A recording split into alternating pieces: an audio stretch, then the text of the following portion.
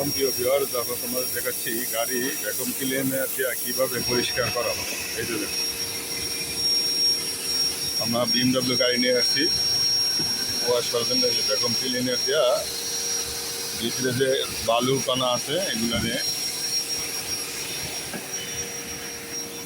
সুন্দরভাবে পরিষ্কার করা হচ্ছে।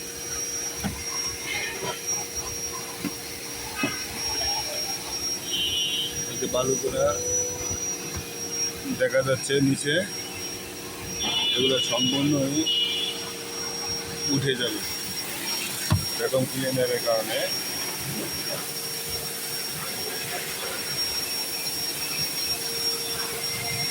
ভাইয়া সুন্দর ময়লাটি সব টেনে নিয়ে আসবে।